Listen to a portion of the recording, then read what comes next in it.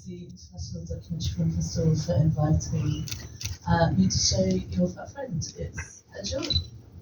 It's the first country where the Aubrey's book was translated and released and outside of the US, outside of her country. So while before you come to Korea to participate in DMZ International Documentary Film Festival, did you have any conversation with her previous to her book being translated and released for the first time? I'm afraid I didn't. We discussed how beautiful the cover of the book was, and we talked about how it would be interesting to hear from people in South Korea about whether this is an international phenomenon. You know, is anti-fat bias something that people all over the world experience? I suspect yes, but I was open to seeing the particular nuance of what that looks like in this country. Yeah, the audience here today. So I believe that Korean audience also agree with what Aubrey has felt so far. So before I pass the mic to the floor, I would like to ask you some questions about the process of your shooting.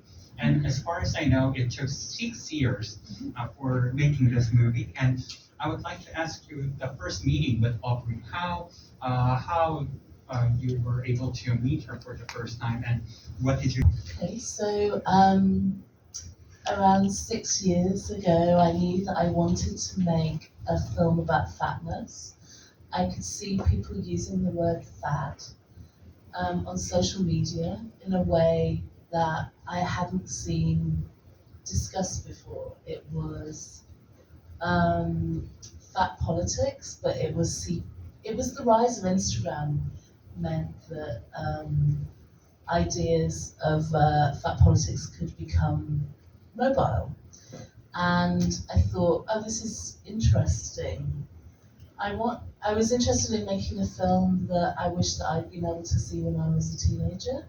My daughter was 13 at the time, and I was just thinking about the responsibility of parents to their children and the terrible messages that I'd heard as a young person from my own family, being put on diets at a very young age and being told that I was ugly and fat all of the time. I started to research the project. I kidded myself that I was going to make an essay, but actually I'm interested in messy family drama.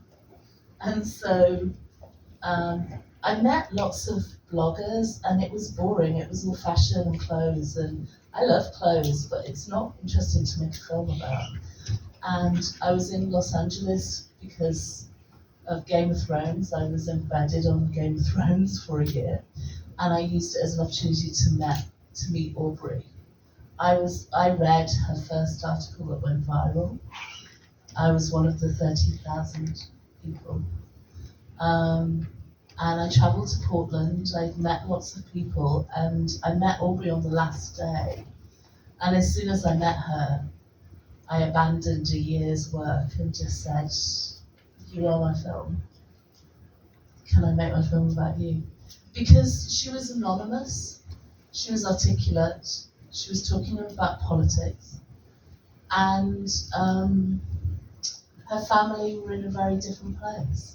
And I think when you have the family here and Aubrey here, the film lies in between.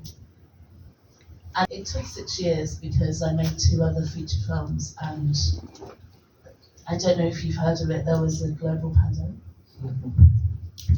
For family is playing a very important role in your film. So as a family movie and as a family documentary. So and what was most impressive to me is that your movie shows how Aubrey and her family members are communicating and how they listen to one another. So I would like to ask you whether this kind of approach to the communication between Aubrey and her family was Aubrey's idea or your suggestion?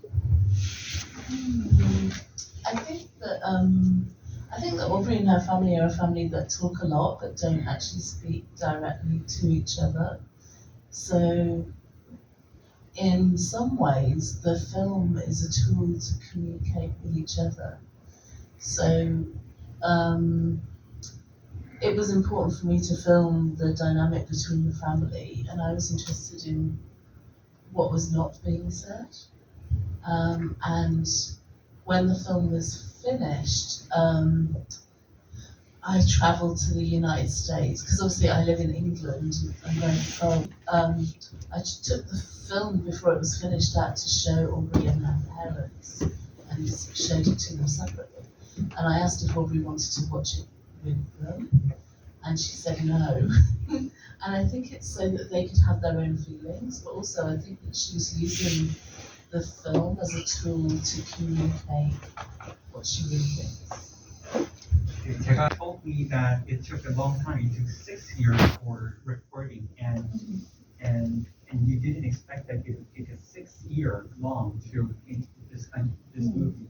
And except COVID-19 pandemic, and except your feature film, and it took us so long time because you had to make a close relationship or intimacy with Aubrey. And while shooting and while recording this film, did you feel that, oh, this shooting will be the last scene of this movie? I mean, it really did take 6 years because I made 2 other feature-length films, which took a lot of my time. But the great advantage of the time elapsed since I first started the film was that Aubrey went from being, I got in contact with her when she'd written her first blog post. She just hit 50 million downloads of her podcast, and she has a book deal with HarperCollins, so she has a new book coming out next year. And when we showed the film in America and in England, we had 800 people at screenings because they were there to see Aubrey Gordon. She has a huge following, which is extraordinary. It's extraordinary to watch that, particularly in an age when films are being commissioned because of fame. So it's quite weird in a way to make a film about someone who's absolutely anonymous, and then they're sort of dealing with the growing pains of notoriety. Also because Aubrey has real stature, she takes up space. It's quite funny to be at a festival because you can't hide her. She's 5'11" and a fat lady, so she's very visible. So we got mobbed a few times. So that's extraordinary. I don't think I'm answering the question correctly, but obviously, I got to know her very deeply, and also her family, because at the beginning her family, Rusty was very keen to be in the film, but Pam wasn't. And so it took a long time of trust, and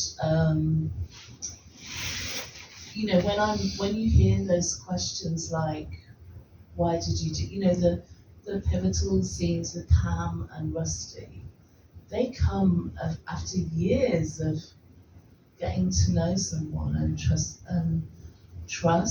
So it enables them to really give an honest answer.